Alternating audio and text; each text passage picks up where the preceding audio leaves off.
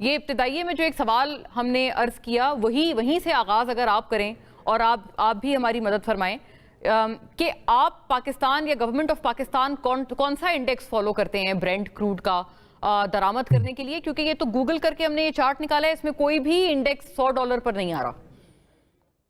بہت شکریہ مونا عالم صاحبہ، آپ ہمیشہ مہربانی فرماتی ہیں جی نہیں کہ یو آر آلویز حساس کائنڈ، موضوعات بہت پر شکریہ۔ حکومت کا موقف جاننے کے لیے ہمیں جی موقع جی دیتی ہیں جی جی اور آپ کا بڑا بھی بہت نیوٹرل شکریہ۔ انالیسس کرتی ہیں، لیکن آپ کی ٹیم بڑی اچھی ریسرچ کرتی ہے اور ظاہر ہے سارے پروفیشنل لوگ ہیں، لیکن میں تھوڑی سی رہنمائی کرنا چاہوں گا آپ کی ٹیم کی۔ ضرور ضرور جو بالکل۔ بات علی پرویز ملک صاحب نے کہی، ہاں انہوں نے بیسیکلی جو 110 اور 140 کو ریفر کیا،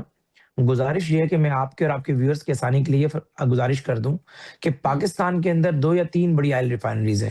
یعنی اٹک ہے، پارکو ہے۔ تو ہوتا کیا ہے، لیٹ سے اگر ہم پاکستان میں عام طور پہ ہم جو دبئی کا فارمولا ہے اس کو فالو کرتے ہیں، یعنی کروڈ آئل یعنی وہاں سے منگواتے ہیں یا اس ریٹ کو فالو کرتے ہیں جب اوگرا قیمتیں بنا رہا ہوتا ہے، تو اس کروڈ آئل کی بائی پروڈکٹس ہیں جس میں پیٹرول بھی ہے، ڈیزل بھی ہے، ایون کہ آپ اس میں بچمن بھی ہے، اس کے علاوہ مٹی کا تیل بھی ہے۔ لیکن پاکستان کے اندر جو کروڈ آئل امپورٹ ہوتا ہے اس سے جو بائی پروڈکٹس بنتی ہیں وہ آپ کی ضرورت کے لیے کافی نہیں ہوتی۔ حکومت پاکستان جو آئل مارکیٹنگ کمپنیز نے لائسنس دیا ہوا ہے وہ پلس پاکستان اسٹیٹ آئل جو پی ایس او ہے وہ باقاعدہ ریفائنڈ فارمیٹ میں بھی ڈیزل اور پیٹرول منگواتی ہے۔ جو ڈیزل اور پیٹرول ریفائنڈ فارم میں آتا ہے اس کی آئی قیمت کو سی۔ ریفر کیا علی پرویز صاحب نے کہ ڈیزل 140 پر ہے اور پیٹرول 100 یا 110 کا آپ کو بتایا۔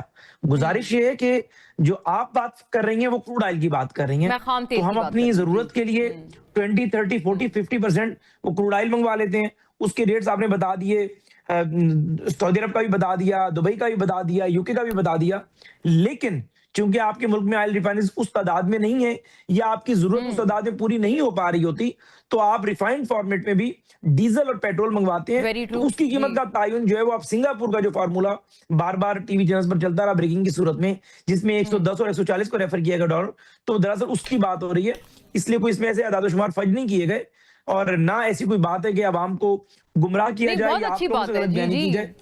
بہت اچھی بات ہے، آپ نے تو کلیئرٹی دی اور یہ بالکل بات صحیح ہے۔ ہاں گزارش جی صرف جی جی گزارش صرف یہ پلیز۔ ہے، یہ ضرور ہے کہ ماضی کے اندر کبھی اتنا بڑا پیٹرولیم مصنوعات کا بحران پیدا نہیں ہوا